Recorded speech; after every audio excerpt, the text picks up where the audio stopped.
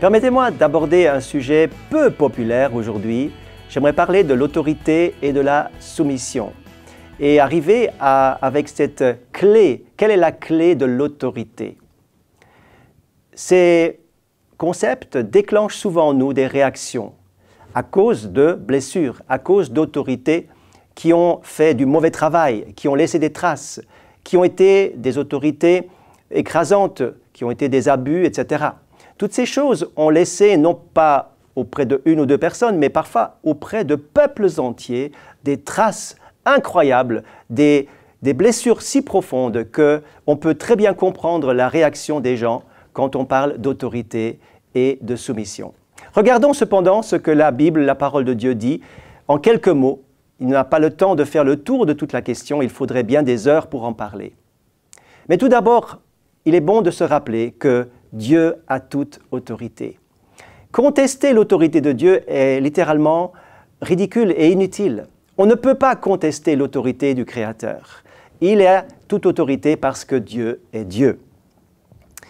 Sans autorité de coordination, rien ne fonctionne. Nous devons le dire dans le monde animal, dans le monde tout court. Nous voyons constamment ce fonctionnement nécessaire. L'autorité est placée là pour le bon fonctionnement de la création. Notre corps est on peut dire une prophétie personnelle. Notre corps est une preuve évidente que sans la coordination de notre tête, rien ne fonctionne. Un corps en bonne santé est clairement sous l'autorité de la tête qui coordonne toutes choses. Maintenant, nous avons dit que Dieu est lui-même celui qui détient toute autorité, mais Dieu délègue son autorité. Il délègue, nous voyons cela dans la Genèse au chapitre 1 et 2, que Dieu va déléguer l'autorité à Adam et Ève, il va déléguer l'autorité à l'être humain, ensuite à la gestion d'une société, pour que cela puisse fonctionner au mieux. Donc l'autorité est déléguée dans le couple, dans la famille, dans l'éducation, dans la société, dans l'Église bien sûr aussi, et tout cela devrait bien fonctionner, mais malheureusement, il y a tant et tant de failles, tant et tant de problèmes que nous avons besoin de retrouver la juste optique, malgré les failles, la juste optique biblique de l'autorité et de la soumission. Parfois, il y a des dérapages par manque de sagesse, par manque de vision, par manque d'équilibre, par manque aussi de guérison intérieure. Et beaucoup souffrent de corruption d'autorité et ont énormément de peine à accepter une soumission à l'autorité. Au lieu d'être exemplaires, au lieu d'être responsables, au lieu d'être des autorités de service qui regardent le bien commun, eh bien, beaucoup d'autorités se sont corrompues et se sont servies eux-mêmes au lieu de servir. Et cela a créé beaucoup de rébellion. Tiens, justement, parlons un petit peu de cela. Car il est facile de dire, oui, on a le droit de contester l'autorité qui ne fonctionne pas bien, mais il faut aussi voir qu'il y a au fond de nos cœurs, et c'est là que je voudrais ramener la chose, c'est qu'au fond de nos cœurs, nous avons des relents de rébellion, et cela se voit dès la petite enfance. Je pense à ce petit gars qui était en train de tourner sur sa chaise et il était temps de manger et ensuite le papa ou la maman disait « mais maintenant assieds-toi, on va manger » et le petit continue à faire son numéro comme s'il n'avait pas entendu ce que les parents disaient. Et puis à un moment donné, au bout de la troisième sommation, eh bien le petit va enfin s'asseoir et il va avoir le culot de dire « oui, maintenant je suis assis, mais dans ma tête, je suis encore debout ». Il y avait ce relent de contestation dans ce petit gars. Eh bien, nous avons tous ce relent de contestation et de rébellion au fond de nous, et c'est là qu'il y a un problème à reconnaître et à résoudre. Nous avons besoin d'être transformés par la puissance de l'Évangile, par la puissance de Dieu, par la puissance du nom de Jésus, auquel on peut toujours faire appel, quel que soit notre besoin ou notre problème. Aussi pour la rébellion, il est bon et juste de l'amener même dans les coins les plus obscurs et les plus cachés de notre être, apportons notre rébellion au Seigneur afin que nous soyons délivrés de cet état d'esprit qui parfois pourrit notre vie et pourrit la société. Alors, nous avons des exemples.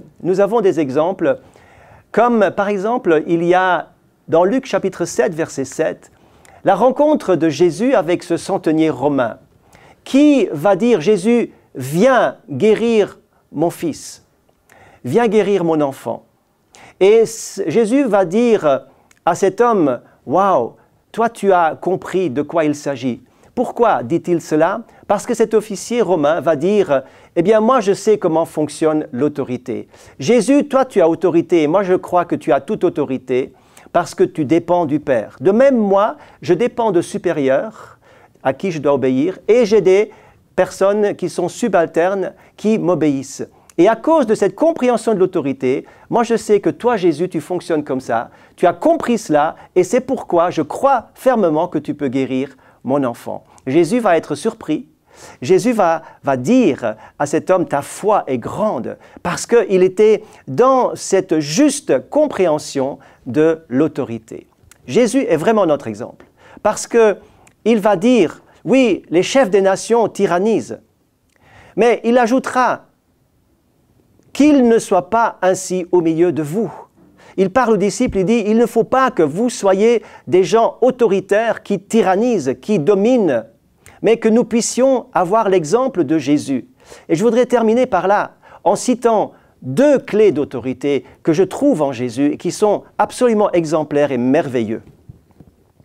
La première, c'est que toute autorité doit être légitime, elle doit être reconnue et elle doit aussi rester redevable et dépendante. Quel que soit notre niveau d'autorité dans la société ou dans la vie, quelle qu'elle soit, nous sommes redevables envers quelqu'un. Il n'y a pas d'autorité autoproclamée qui ne dépend de personne. Il y a des gens qui disent « oui, moi j'obéis à Dieu, mais j'obéis à personne d'autre ». Cela est fondamentalement incorrect et faux. La Bible en parle clairement que nous devons être soumis aux autorités humaines établies. Jésus était soumis à son Père. Il ne faisait que ce qu'il voyait faire au Père. Cette dépendance et cette soumission au Père lui donnaient une autorité totale. Il disait, par exemple, dans Philippiens chapitre 2, où il est question de Jésus, l'apôtre Paul va dire que Jésus s'est humilié lui-même, il s'est rendu obéissant jusqu'à la mort de la croix. C'est pourquoi Dieu l'a souverainement élevé. Il lui a donné le nom qui est au-dessus de tout autre nom. Son autorité vient de sa capacité de se soumettre et de se rendre obéissant.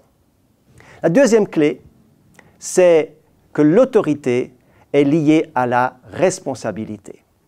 Lorsque vous lisez Éphésiens au chapitre 5, vous voyez encore une fois cette description du rang et du rôle de chacun, hommes et femmes, aussi dans la société, dans l'éducation, dans les entreprises, nous voyons cela.